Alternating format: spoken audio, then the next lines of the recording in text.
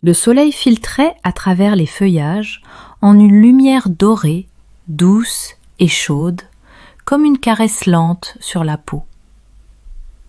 Le printemps avait enfin repris ses droits sur les frimas de l'hiver et le parc s'était réveillé dans un murmure de vie. Enfants courant dans l'herbe, rires portés par le vent, nappes colorées déroulées sur les pelouses.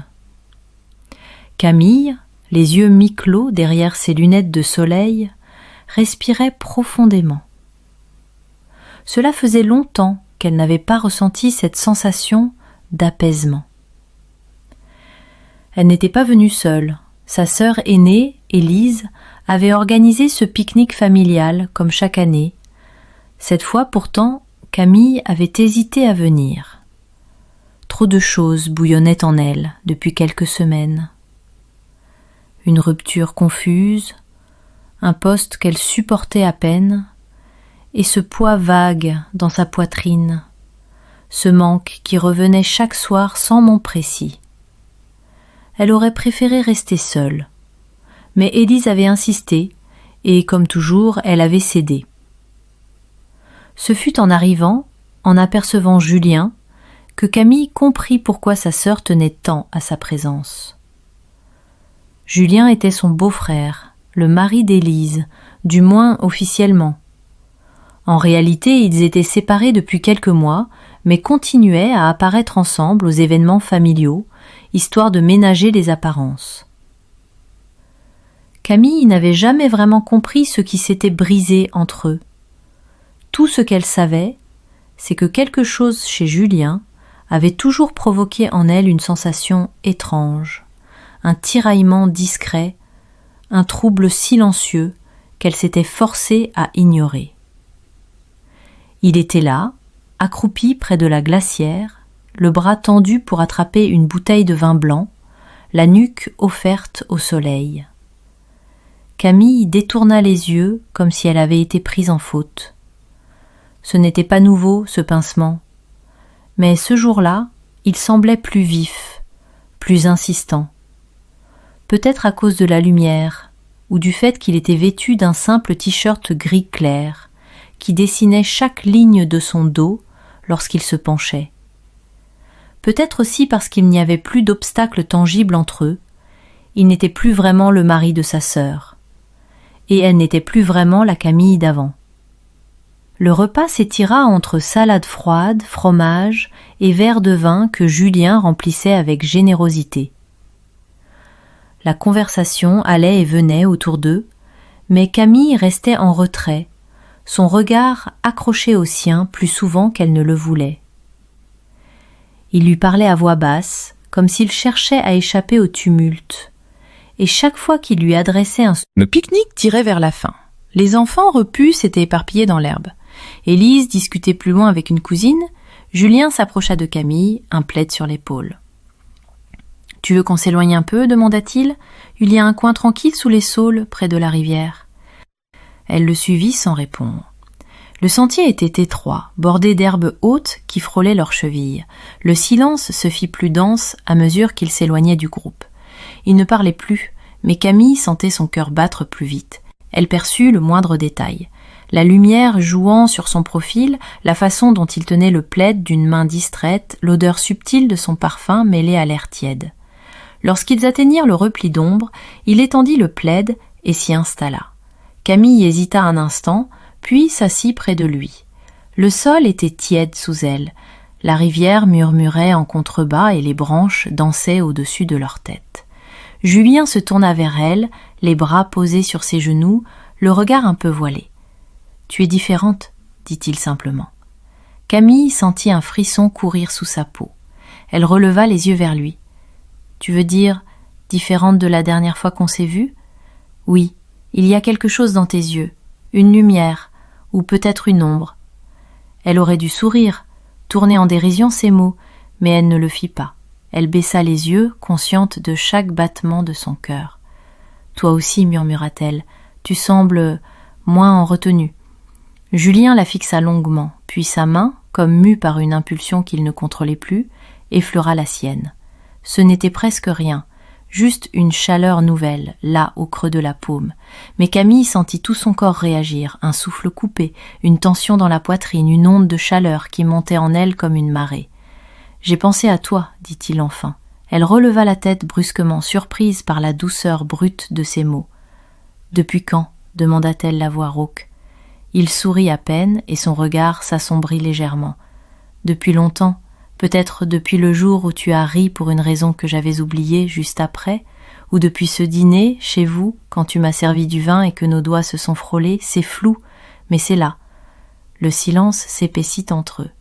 Camille ne savait plus si c'était la lumière du soir qui la réchauffait ou sa présence à lui.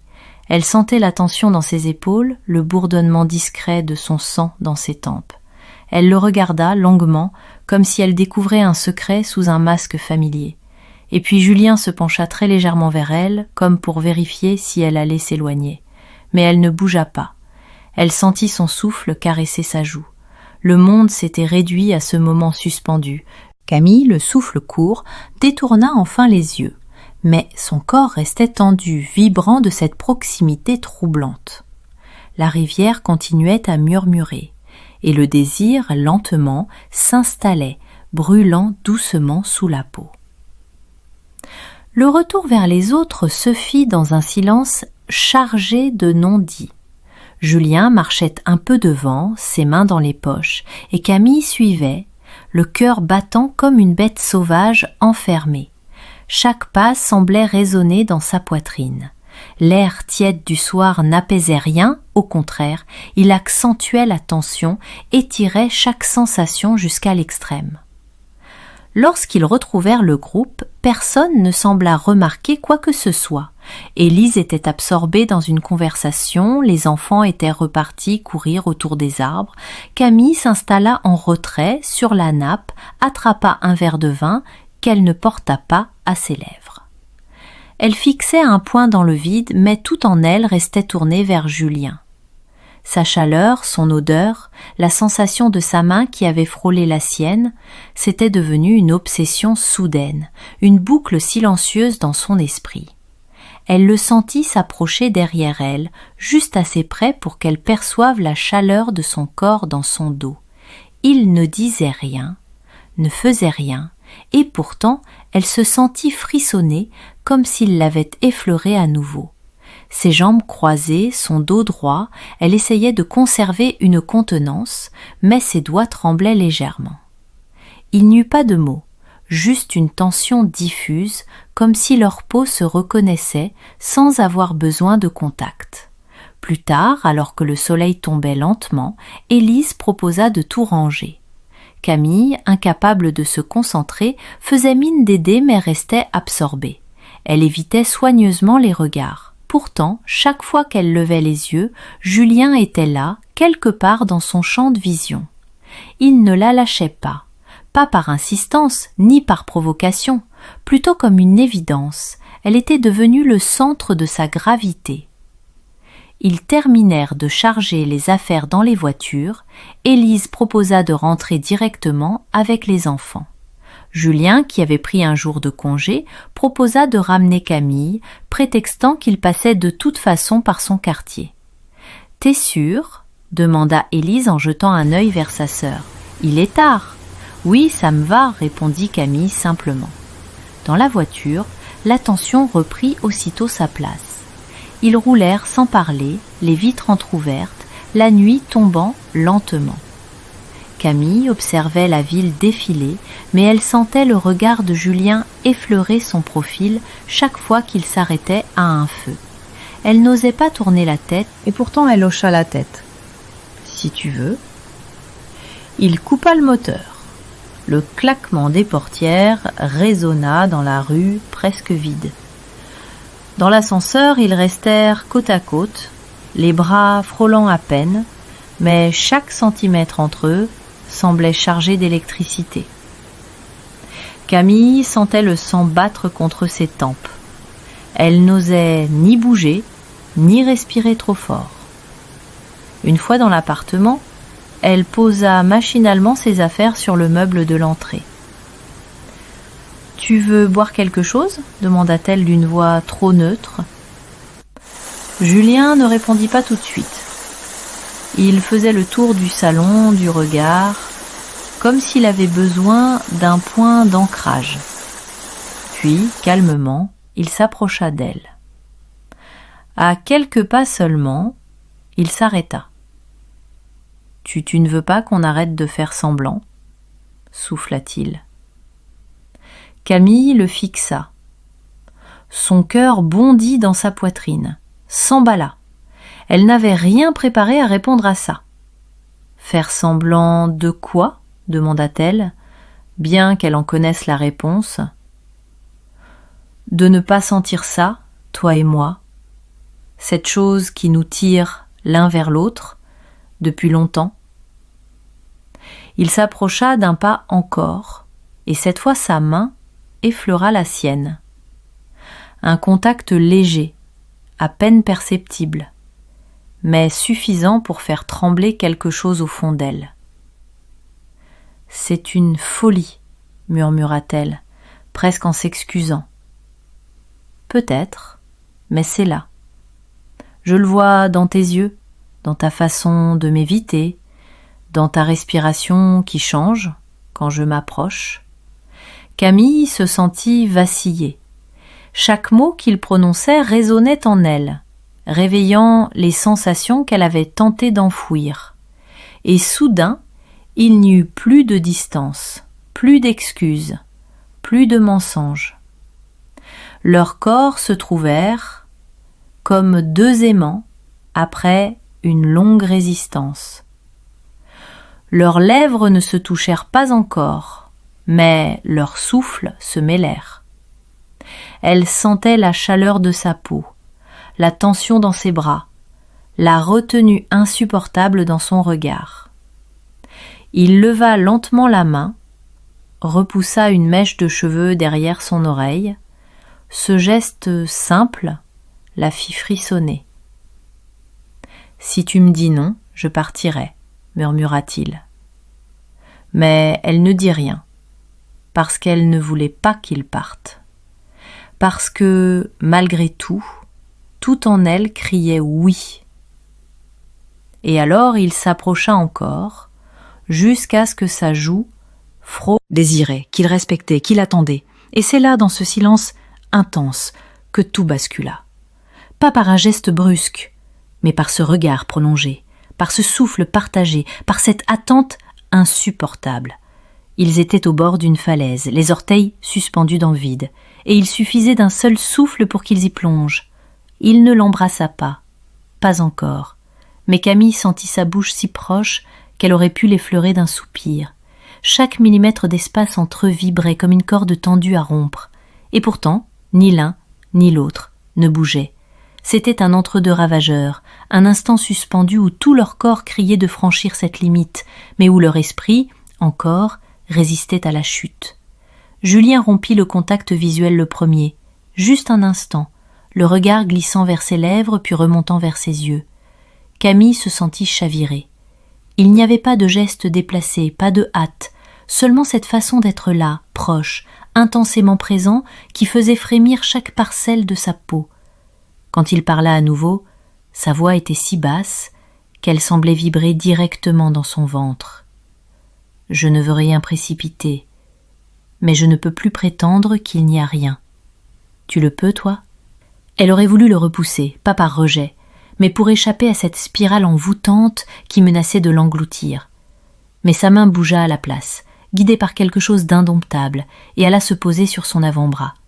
Ce simple contact fit se redresser les poils sur leur peau. « Je ne sais pas ce que je fais, » souffla-t-elle. « Moi non plus. » Le silence qui suivit était brûlant. Il n'était pas vide. Il était plein d'aveux muets, de pulsations secrètes. Julien leva une main et la posa contre sa joue, lentement, comme s'il craignait qu'elle disparaisse. Son pouce traça une ligne invisible juste sous son œil, puis descendit le long de sa mâchoire. Camille ferma les yeux, submergée. Ce geste simple, doux, tendre, déclencha en elle un éboulement intérieur. Elle n'avait jamais été touchée comme ça, pas avec autant de délicatesse, pas avec cette conscience du moment, cette brûlure contenue. Et alors, il pencha la tête, juste assez pour que leurs lèvres se frôlent sans encore se joindre. le souffle de Julien la caressait, et quand enfin il l'embrassa, ce fut comme un soupir retenu trop longtemps. Le baiser ne fut ni fougueux ni pressé, il fut profond, dense, d'une lenteur troublante. Il blissa contre sa bouche comme un secret murmuré, comme un fil qui se noue. Camille répondit avec la même lenteur, comme si elle savourait chaque millimètre de ce contact, chaque frisson, chaque frémissement. Elle sentit le sol disparaître sous elle. Il n'y avait plus rien que la sensation de ses lèvres, la chaleur de sa main. Où elle finissait, où il commençait. Sa peau lui semblait trop sensible, ses jambes presque liquides. « Je suis désolé, » murmura-t-il. Mais pas vraiment. Camille rit à peine, un son brisé, chargé d'émotions. Moi non plus. Elle ouvrit les yeux, croisa les siens. Il n'y avait plus de barrière, plus de confusion. Tout était là, exposé. Le désir, l'envie, la peur aussi, mais surtout cette évidence. Quelque chose d'irréversible s'était produit. Elle se détourna, alla jusqu'à la fenêtre pour retrouver un peu d'air. Le souffle court, elle tenta de reprendre le contrôle de ses pensées. Dehors, la nuit était tombée. Des éclats de voix lointaines montaient de la rue, des lumières se reflétaient dans les vitres. La normalité du monde contrastait brutalement avec le tumulte qu'elle ressentait. Julien s'approcha, s'arrêta derrière elle. Il ne la toucha pas. Et pourtant elle sentait sa chaleur, cette énergie sourde qui émanait de lui. « Si tu me demandes de partir, je partirai, » dit-il simplement. Elle tourna légèrement la tête, assez pour croiser son regard dans la vitre. « Et si je ne dis rien ?» Il s'approcha encore d'un pas, le dos de sa main frôla son bras nu, et ce simple geste provoqua une onde de chaleur dans son ventre. « Alors je reste, » murmura-t-il. Elle se retourna lentement. Son regard était différent, plus sombre, plus clair, plus vrai. Elle n'avait jamais su qu'un simple regard pouvait réveiller tout le corps. Julien leva la main et défit une mèche tombée sur son front. Ce geste tendre contrastait avec la tension brûlante qu'elle sentait entre eux. « Qu'est-ce qu'on fait, Julien ?» Il prit une longue inspiration. « On ne fait rien qu'on ne désire pas. Et je crois que toi et moi, on ne veut plus s'enfuir. » Camille ferma les yeux, et sans un mot, elle posa à nouveau ses lèvres contre les siennes. Cette fois, le baiser fut plus affirmé, moins hésitant. Ses mains glissèrent dans sa nuque, se faufilèrent dans ses cheveux. Elle sentit ses bras se refermer doucement autour d'elle, la ramenant contre son torse. Leurs corps s'imbriquèrent avec une évidence troublante. Ils restèrent là, debout au milieu du salon, à s'embrasser lentement. Chaque geste, chaque frôlement, chaque soupir semblait allumer un feu de plus en plus difficile à contenir. Ses mains parcouraient son dos, ses hanches, s'arrêtaient à peine avant d'oser plus, et Camille se surprit à vouloir plus, à le désirer d'une manière qu'elle n'avait jamais expérimentée. Tout en elle, elle avait franchi une frontière. Et rien, désormais, ne serait plus comme avant. Les jours suivants furent un paradoxe cruel. À l'extérieur, tout semblait inchangé. Camille se rendait au travail, répondait aux messages de groupes familiaux, riait quand il fallait rire. Mais à l'intérieur, c'était une tempête silencieuse. Le moindre souvenir de ce baiser, le goût de ses lèvres, la douceur de ses gestes, cette chaleur entre leurs corps, revenait en boucle dès que son esprit ralentissait. Le moindre frôlement du vent sur sa peau réveillait ce frisson, cette tension qui s'était logée quelque part entre son ventre et sa gorge. Et Julien, il n'avait pas envoyé de message, pas un mot, mais elle sentait sa présence partout. Chaque silence semblait porter son empreinte. Chaque matin, elle se réveillait avec cette question muette. Allait-il briser le silence aujourd'hui ? Le jeudi soir, alors qu'elle fermait la porte de son appartement après une longue journée, elle le trouva là, assis sur les marches de l'escalier. Il s'était levé en l'entendant arriver, les mains dans les poches, le regard droit. « Je ne pouvais plus attendre », dit-il simplement. Son cœur se serra, battant plus fort qu'il ne l'aurait dû. Tu aurais pu envoyer un message, souffla-t-elle. Je voulais voir tes yeux. Il monta les dernières marches, s'arrêta à quelques centimètres d'elle. Il n'y avait pas de sourire sur ses lèvres, mais une tension dans son regard, quelque chose de contenu. Camille sentit son souffle s'accélérer sans pouvoir le contrôler. « Je n'ai pas arrêté de penser à toi, dit-il, chaque seconde. J'ai essayé de me convaincre que ce n'était qu'un moment, une erreur, mais rien n'efface ce que j'ai ressenti, ce que je ressens. » Elle ouvrit la porte sans un mot, il entra.